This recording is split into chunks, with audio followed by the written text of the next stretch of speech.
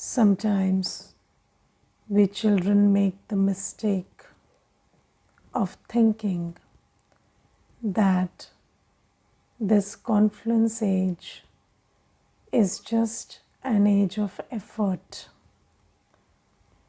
and that the golden age is the age of attainment. But Baba says that confluence age is the highest age of attainment, or age of highest attainment, because Baba himself, the one who is the bestower of all attainments, is here and filling my aprons directly in this confluence age. So one must, this is also knowledge. So, knowing or staying in the awareness of the confluence age as not just the age of effort, but also the age of attainment is something that we must pay attention to.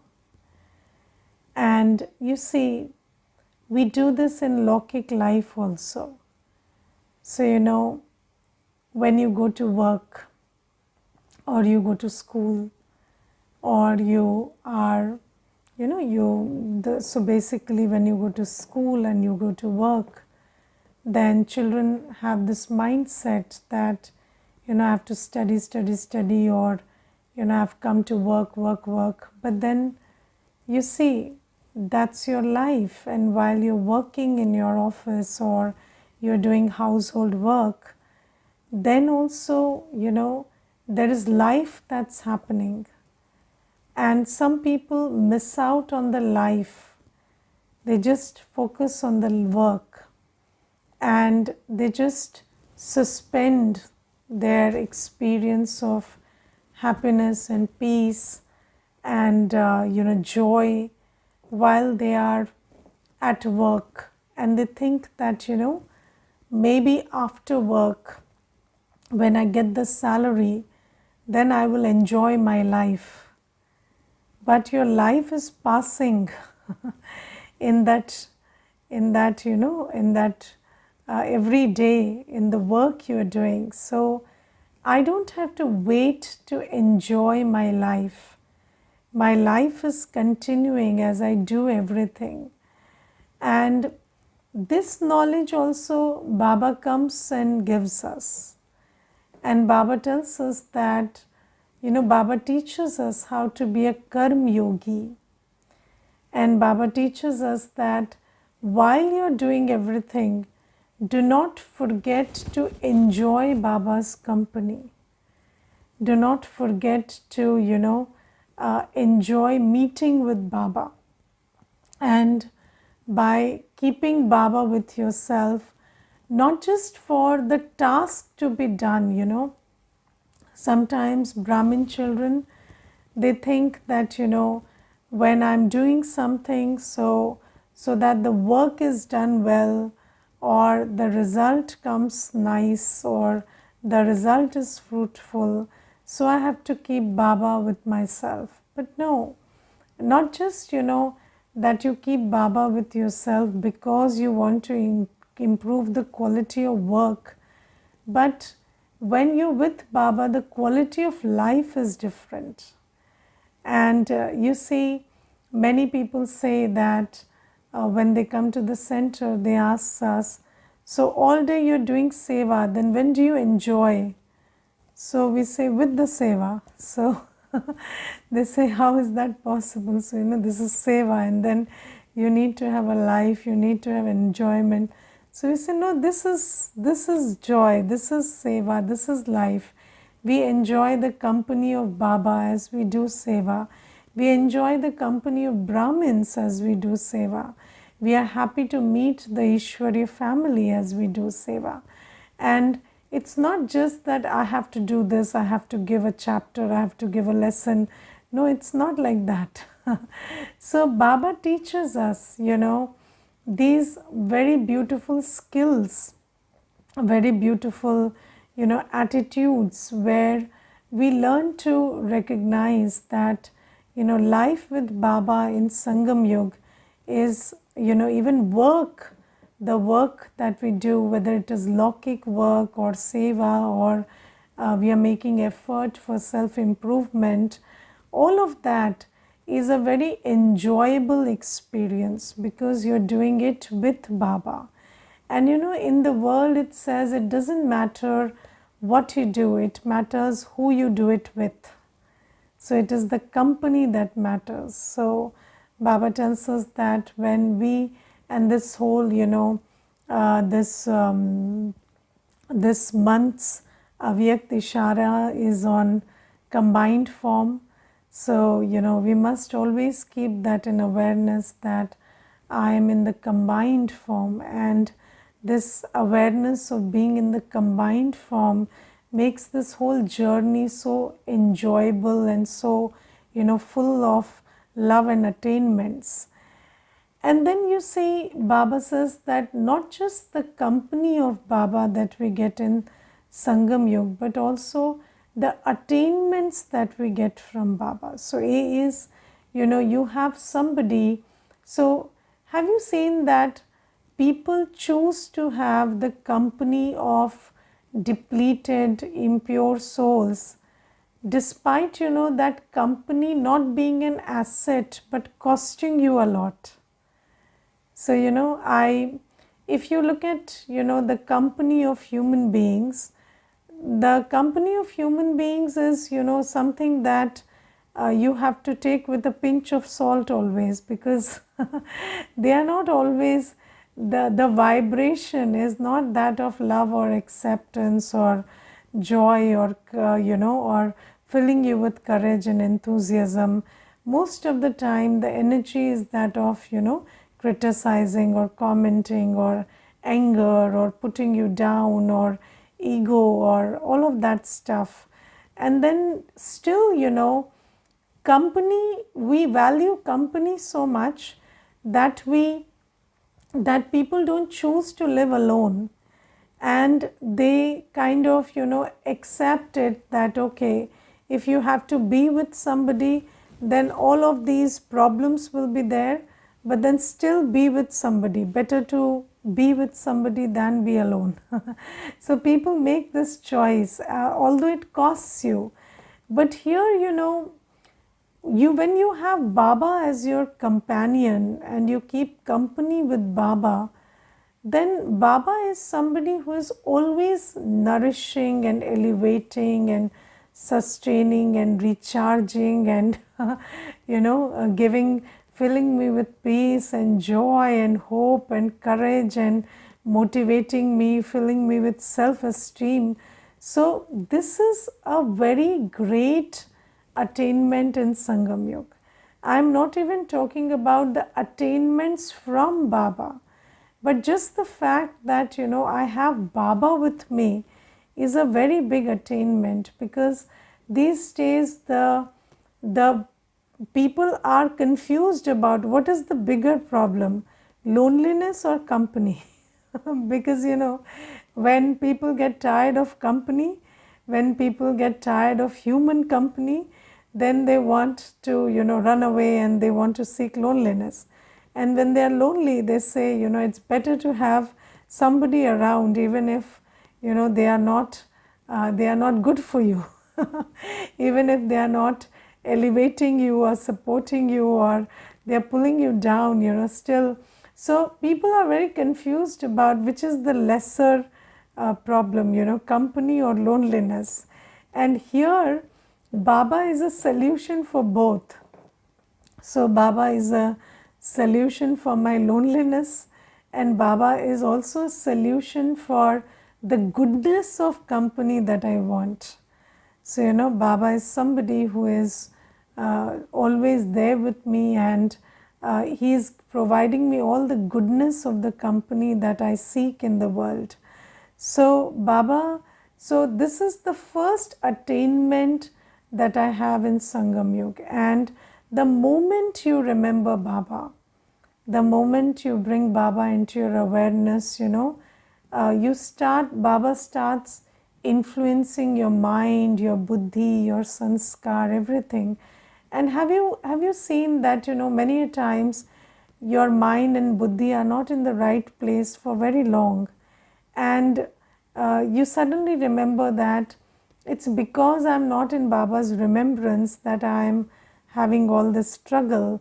And then when the moment you start remembering Baba, your mind starts feeling the calm and the love and the purity that you were yearning for, and all your, all your confusions and all your negativity is gone, and your buddhi is straight. Now it can think straight, now it can appreciate everything, now it is full of gratitude, now there is nothing to complain about. And it is magical what Baba's company does to us. And if I am a Brahmin who doesn't appreciate this, then I have everything, but then just like people say, the ungrateful have an experience of having nothing even when they have everything. So similarly, when we are not appreciative, or when we are not recognizing that I have Baba, then I am actually weaning myself away from a very fulfilling experience of having such a big attainment. And this is a mistake that we shouldn't make. So some children think that I am the one making effort, I am the one doing Amrit Vela, I am the one doing Seva, I am doing, and I am just making effort. But why don't you just recognize what you've got in Sangam Yuga? And effort is nothing. We are not making any effort. And if you ask me personally, I always have this experience that I don't know the experience of Satyug. So, of course, intellectually I understand some things about it, but right now I am not experiencing Satyug. But I am very sure that when I'm in Sangam Yuga, there is nothing that I should miss about Satyug, because Sangam Yuga is a more elevated yuga than Satyug. So I am very convinced about that, and the attainment that I have right now is bigger than what I would have in Satyug, is something that I feel all day, every second of the day. And Baba tells us then, Baba gives us so many attainments. And the first attainment that Baba gives is jewels of knowledge. So the jewels of knowledge that Baba gives are a very big attainment. And the first jewel of knowledge that Baba gives us, you are a soul. And today's Murli is pretty much about soul consciousness and how Baba makes us soul conscious. So I am a soul anyway, even when I don't know Baba, even when I don't know I'm a soul, I'm still a soul. But knowing that I am a soul is a big deal. So Baba makes us have this jewel of knowledge, which is soul consciousness. And you see, knowledge is power, and knowledge is called jewel, knowledge is called power. So every point of knowledge gives you the experience of attainment and the experience of power. So you see, when you imbibe the knowledge of a soul, then you see you get the attainment of being fearless. So first thing you understand is, I am a soul, I never die. So when you know that, then you have the attainment of fearlessness. You know that you are a soul doing everything through the body, and it is up to you to do something or not do something. It is up to you to listen to something, hear something or not hear, see and not see. So you have the attainment of being a master, being in control. And Baba says that, every point of knowledge that I give you gives you a lot of attainment and power. But do I appreciate that? Yes. Do you know that nobody in the world knows that the soul is the one creating thought through the mind, focusing attention through the intellect, and your experience of life is based on your attention and thought. And if you pull your attention and thought away from what you don't like, then what you don't like will not be a part of your experience of life. So people are wanting to run desperately away from that which they don't like. But Baba says that running away is not even required. You just have to know that you are a soul, and you experience something when you focus on it, when you think about it. And if you focus on Baba, and if you focus on your power to not think about something, it will not be a part of your experience of life. And even if there are 100 problems going on around you, your experience of life will not be problematic if you are focused on your state of peace and Baba, the ocean of peace. So Baba says this is such a big power that Baba gives through this knowledge of the soul. And you see, Baba tells us that when you become soul conscious, you are able to see Baba. And you see, you need the eye of soul consciousness, you need the intellect that's soul conscious, so that you can recognize Baba, the Almighty, who comes in an ordinary body. Yes, so Baba takes a very ordinary instrument. But how do you, so when you're body conscious, you will always look at Brahma Baba. Yes, you cannot recognize that in this body there are two souls sitting. But you see, Baba makes us soul conscious, and Baba makes us recognize that, you see, it is not provable, it is not seeable. You cannot see it, you cannot prove it. But because you're soul conscious, you can recognize that in this ordinary body of Brahma Baba, there is Shiv Baba, the Almighty, the one who resides in the incorporeal region. He has come and he is talking to you through the Murli. And this recognition is the power of being soul conscious.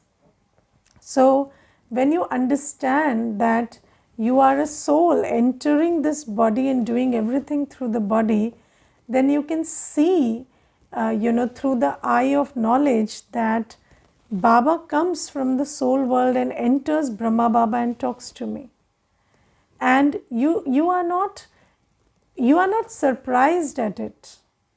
It makes total sense when you're soul conscious. And then you see, have you ever, when you are soul conscious and you think about matters of the soul, it is wonderful to think about how, such a tiny being of light. What is Baba? A tiny being of light. And a tiny point of light has such immense power that it changes the whole world. Yes, and what power is that?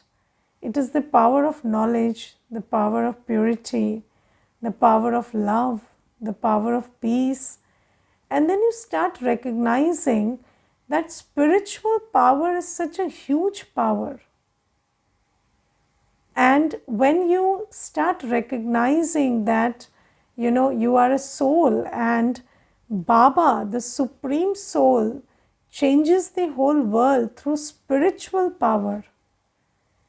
Just meethe bacche, just think about how meethe bacche works. Yes, Baba says meethe bacche, and we become meethe also. So just recognize the power of loveful words, the power of, knowledgeful words. And Baba gives us that, Baba purifies us. So when we do yoga, so what is it that happens in yoga? It's just, one soul connecting to the Supreme Soul and getting purified. And it is so amazing, no science can ever understand this, that just by turning your intellect to the purifier, you get purified. And Baba says, when you understand these spiritual matters, then you rely on spiritual power and the power of yoga. You know that, when Baba can do everything without a body, you see, Baba just uses Brahma Baba's body to speak. That's only one thing you cannot do without the body. But other than that, you can do everything without the body. Baba purifies us without the body. So you don't go to Brahma Baba to get purified. You just remember Shiv Baba and he purifies you. So, you remember Shiv Baba and you feel the love, you feel the warmth, you feel everything. So Baba says, you recognize soul power and you recognize the transformative effect of soul power when you become soul conscious. And then you have a lot of attention towards building this soul power. You are very interesting in inculcating and increasing your soul power by the method of knowledge and yoga. And when you pay attention to that, then you are able to do everything with soul power. You need to use very less knowledgeful words, and rest of the things you do with soul power. And you can create a better world through soul power. So Baba says, I give you the jewel of knowledge of the soul and the Supreme Soul, and you are able to do magic through this, through the power and the attainment of this point of knowledge. And then you see this one jewel of knowledge, that I am a soul, and when I start seeing everyone as a soul, this changes your whole perspective of who they are. Yes, so when you think you are a body, you are so limited by your physical context. But when you start seeing yourself as a soul, who are you as a soul? You come from the soul world, you play a deity part for 2500 years, and then you fall down, and then you are here, in this hapless, helpless state. And then you come in contact with Baba, and then you are the one who changes from a Shudra to a Brahmin and becomes the right hand in world transformation, and then you bring about that world transformation on Baba's directions. So when you start recognizing who you are, you start seeing every individual as more than what they look like and appear like. And you understand that, anybody who is a BK, yes, they are erstwhile deities. Yes, this is a fact, that anybody who is a BK was a deity. And if they understand knowledge, if they are making effort to have yoga, they are going to be deities tomorrow. And you take them seriously. And you take every BK, you don't look at the limitations or weaknesses they have. They may be uneducated, they may be anything, in the worldly context, a BK could be anything. But then the fact that they are a BK means they are going to be a deity. They were a deity. Yes, so that gives you, that gives you the drishti to have respect for Brahmin children. And then in the Brahmin family, those who are the right hand of Baba, those who are carrying out Baba's task, they are definitely the ones who take big positions in Satyug. They are the ones who come in the rosary of 16,108. So when you look at them like that, you understand who is who. And then you see somebody who is a very, in the world, they are a big shot, but they don't have any regard for Baba or knowledge, and they are, they are not willing to understand that, or they are not able to understand that. Then you have compassion for that soul, and you understand that, this is, I am the deity, and this is the one I have to serve. So you understand, who you have to, who is the companion, who is company, who do you have the relationship of being a server with. You can put everything in context. Even if you have Lokik parents and you are the one who belongs to Baba and they don't recognize Baba, then you understand that you have to serve them, they don't have to serve you.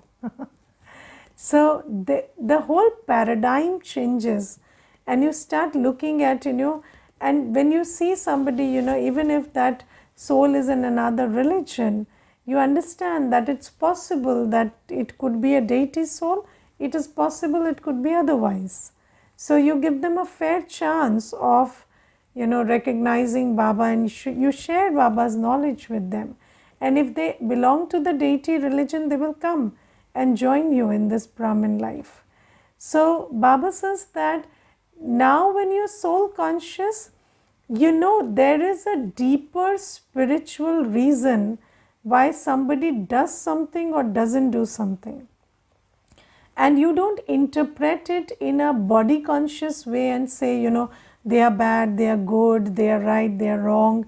You don't use these labels. You understand that they are who they are. And you see, I remember there was this one sister, and she was not very adept at everything, not very skilled, not very experienced, and but she was living in the center and she had a cool temperament, so she would never react. Very nice Baba's bachi. And then somebody made a comment that this sister, she takes a lot of time to do everything, and she's not fast, and she's not, so then they told me that if you had a sister who was faster and more competent, then, so I said, the fast ones are not deity souls, what can I do? So this is the only deity soul and she's the one who is doing everything. So I said, and I think good enough, we can create Satyug like this also. Even if she goes at this speed, it's okay. But so we give a lot of importance to these things in the body conscious world. Baba says Visheshta is more important in the body conscious world. People are very focused on physical skills and stuff, but Baba says no. In this Gyan Marg and the truly divine souls, they don't, maybe they have less physical skills, but then they have a lot of guna. And the first guna, the first virtue is you recognize Baba. And what is the sign of recognizing Baba? Belonging to Baba. So not intellectually recognizing Baba, but when you recognize Baba, you'll belong to Baba. that is the sign of highest wisdom.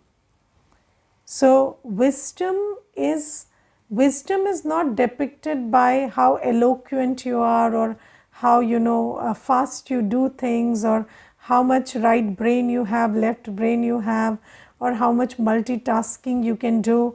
That is not a sign of wisdom. A sign of wisdom is you recognize Baba, you surrender your life to Baba. And the ones who recognize Baba and make the decision to belong to Baba, they are the wisest souls, and they are the ones who become deities. And Baba says that, and I will tell you, there is one Mata, and she is very educated and everything, but she would never even, think about doing any seva of Baba. And then once she told me that, mostly in Baba's centers, I have seen that there are not very educated sisters and this and that. And she made that comment. So then I said, you see, you are also Baba's child, but you never thought of surrendering your life. Did you? No, because you are not that wise. But the one who you think is, unpad, the one who you think is uneducated, is wise enough to come and surrender her life. So then that one is a wiser one than somebody who doesn't make that decision. So we are all number wise, and of course we have our limitations, but we understand, what is the sign of wisdom, what is not the sign of wisdom. And we don't fall into the trap of body consciousness, because body consciousness is illusion. You think that this person, if they became a BK, they would be very good. Yes, and they would do a lot of seva. But okay, it's good to have hope on somebody. But then you have to understand that the one who is a BK is the highest one. So that is something that Baba tells us, that you have to be soul conscious. Soul consciousness makes you recognize yourself, your powers, your journey, your potential. Soul consciousness makes you recognize that Baba is the one. You have to listen to Baba, see Baba, remember Baba, because nobody else matters. And soul consciousness makes you recognize who is who. So according to that, you set your attitude of regard, cooperation, or compassion. So that is what soul consciousness does. Now, do you understand that in this whole class, we understood the importance of only one jewel of attainment of the knowledge of the soul? So think about all the attainments that we get from Baba in this Sangam Yuga, the knowledge of the drama, the knowledge of Baba, the knowledge of time, the knowledge of karma, and then we get the attainment of love and peace and purity, and we get the attainment of all powers, we get the attainment of experience. So we get so many attainments in Sangam Yuga. And Baba says, you cannot feel anything if you don't think about it. So think about your Sangam Yugi attainments. And when you think about it, you know that the effort you are making is very little, but the attainments you are enjoying are huge in Sangam Yuga. And then you will not feel that this is a life of effort, you will rather feel that this is a life of great attainment. So live in the intoxication that we are living a life of attainment, we are not waiting for a life of attainment. So some people are waiting for Satyug. How many of you are waiting for Satyug? Yes. Don't wait for Satyug, because Satyug is lesser than Sangam Yuga. Do you understand? Yes, Satyug is lesser than Sangam Yuga. Satyug is the golden age. We are in the diamond age. So relish the diamond age. Cherish the diamond age. And this diamond age will not come again, Satyug will be there for, 12-50 years. Treta Yuga also will be semi-swarg. But this Sangam Yuga is very small, and this is the diamond age. This is the time to feel and experience and enjoy and fill your aprons, and this is the time to have Baba's company and Baba's inheritance. So just keep this in your awareness and enjoy your Sangam Yugi life, which is full of Atindriya Sukh, super sensuous joy, only when you recognize it. Okay, Om Shanti.